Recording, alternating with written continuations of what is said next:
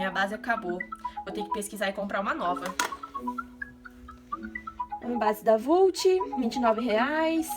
Base da MAC, 179. Nossa, como pode essas bases com o mesmo pigmento terem um valor tão diferente? Tudo isso porque é um produto importado. Tem tanta diferença assim de nacional? Ainda bem que eu tenho aula de macroeconomia, vou tirar minha dúvida. Meanwhile. Ai, amiga, eu não acredito que a minha viagem teve que ser cancelada. Eu já tinha tudo preparado. Passagem, hospedagem, o dinheiro. Mas, amiga, a companhia aérea vai te reembolsar o valor pago. Eu sei, mas o que está me deixando bem preocupada é o dinheiro, sabe? Antes de tudo acontecer, eu já tinha ido pro banco e troquei tudo por dólares. Na época ele tava uns 4,30 e hoje ele tá próximo dos 5,50. E se quando eu for viajar ele tiver bem mais barato? Mas essa alta do dólar não é bom? É uma valorização do seu dinheiro. Então, é que depende muito, sabe? Mas tipo assim, eu não sei explicar direito. Hoje nós vamos ter aula de macroeconomia e aí acho que a professora consegue falar melhor pra gente, viu? Isso, boa ideia. 5 hours later. E aí, galera, preparados para aula? Sim, mas vocês sabem que a aula hoje é com a professora Jurema, hein? Ela é cheia de contar aquelas historinhas, uma mais doida que a outra. Ah, vamos ver onde isso vai dar hoje, hein? A few moments later. Boa noite, meus queridos. Como vocês estão? Olá, professora, tudo bem com a senhora? Ai, minha querida, mais ou menos, né? Eu tô trancada aqui na minha casa, mas se vocês sabem, é necessário. Verdade, professora. O isolamento social é a forma mais eficiente de conter o vírus. O que a gente vai ter na aula de hoje? Bom, hoje nós iremos falar um pouquinho de um assunto que eu gosto. Políticas cambiais. Nossa, professora, hoje mesmo estava pesquisando aqui preço de base e vi uma grande diferença entre os produtos nacionais e importados. Isso é explicado pela política cambial? Ah, minha querida, a política cambial explica isso e muito mais. Vamos falar dela hoje. E vocês poderão assim conhecer sobre os índices econômicos que fazem as taxas subirem ou descerem e de como isso influencia em outros países, em como o câmbio pode variar dependendo de diferentes situações, por exemplo, como esta que estamos vivendo hoje. Ah, é, professora, uma situação que está acontecendo comigo em relação a isso. Eu recentemente tive uma viagem cancelada por conta da pandemia. E apesar de ter sido reembolsada com as despesas, eu já tinha convertido para dólar uma boa parte do meu dinheiro que eu iria utilizar lá. Olha, minha querida, neste caso você pode ter sido um pouquinho boa ou muito inteligente. Só que assim, veja, ganhar ou perder não é algo que dependa de você, sabe? Como assim? Veja bem, minha querida, a política cambial é um conjunto de medidas adotadas por um país em favor de sua moeda em relação às outras moedas estrangeiras. Eu vou mostrar uma pequena animação, assim, um videozinho curtinho, que vai explicar um pouco melhor sobre isso. O objetivo das políticas cambiais é manter a economia de um país num estado de constante crescimento sustentável e equilibrado. A taxa de câmbio é determinada pelo mercado, ou seja, depende da relação entre demanda e oferta. É por meio de sua política cambial que um país pode controlar a valorização e a desvalorização de sua moeda frente aos demais países. Bom, professora, então como eu sei se meu dinheiro vai ser valorizado ou não? Veja só, minha querida, o valor da moeda de um país raramente permanece constante. A oferta e a demanda é um dos principais fatores nessas variáveis. Se há mais dinheiro em circulação, aumenta a oferta e diminui a demanda do dinheiro. Logo, ele se desvaloriza. E isso também acontece de forma inversa. Bom, então quer dizer que se quando eu for viajar tiver a maior quantidade de dinheiro em circulação, esse dólar será desvalorizado? Isso mesmo, está no caminho certo. Nossa, mas só isso interfere na valorização? Não é tão simples assim, minha querida. Temos também a inflação. E, assim, isso me lembra de uma história que aconteceu comigo há um tempo atrás. E isso eu descobri. Descobri porque, na verdade, eu fui uma hack. Mas não contem pra ninguém esse segredo. Descobri coisas ultra secretas que não podem ser contadas. Mas o que eu posso contar basicamente é que Na década de 90, a variação anual da inflação beirava os 500%, chegando a um ponto de hiperinflação. Mas explicando melhor, a inflação ocorre quando os preços gerais de bens e serviços de um determinado país aumentam, o que causa a desvalorização da moeda e reduz o seu poder de compra.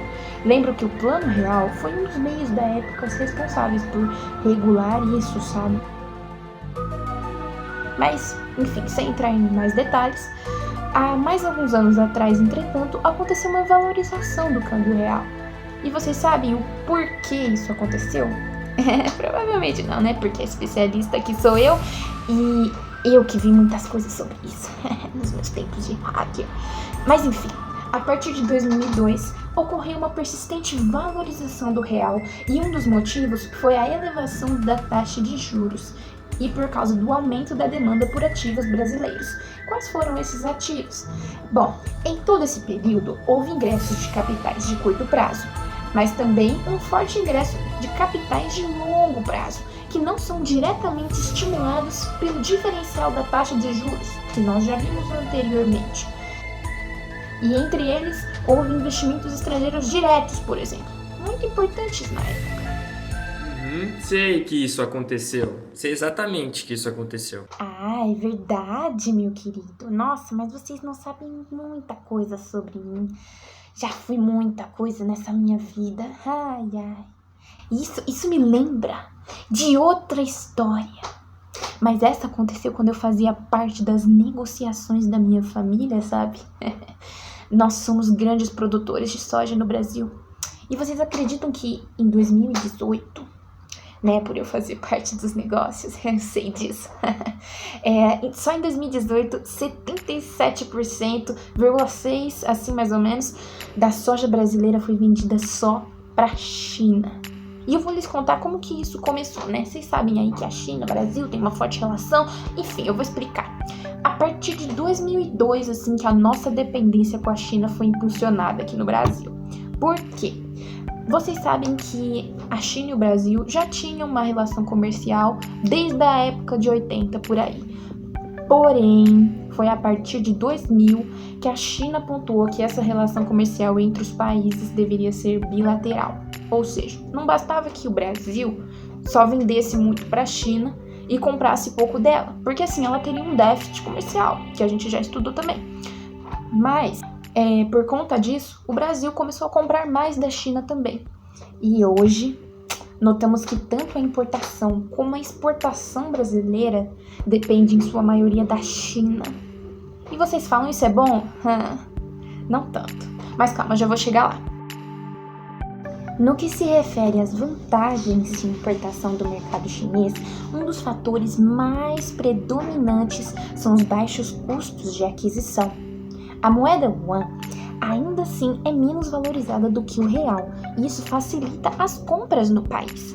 E um fator que pode ser decisivo na compra são os preços fixos que podem ser acordados na hora da compra, da negociação. Assim, o importador não poderá sofrer com uma flutuação da moeda negociável, por exemplo. Porém, retornando ao que eu disse anteriormente, essa dependência... Ai, meus queridos... Desculpa, passou aqui um caminhão, uma moto, sei lá. Vocês sabem como é nessas aulas online, né? Enfim. Essa dependência é uma coisa péssima. Por um lado é bom, né? Porque vocês sabem, o Brasil vende e tudo mais. Só que, como a China é o maior exportador e importador aqui pro Brasil, se caso essa relação comercial entre eles seja cortada... Ai, meus queridos, o Brasil tá encrencado. Podemos ver as consequências acontecendo desde o ano passado, já que aconteceu um recuo nas compras chinesas da soja por uma certa trégua na guerra comercial entre os Estados Unidos e a China. Agora vejam só, o que vocês acham que vai acontecer com o Brasil? Principalmente nessa época de coronavírus, que nós perdemos a maior parte da venda do nosso produto mais exportado, que é a soja, para os Estados Unidos, né? Agora, e ainda mais porque o dólar foi valorizado e a nossa moeda desvalorizou. Isso vai trazer consequências enormes. Isso pode gerar um déficit comercial para o Brasil.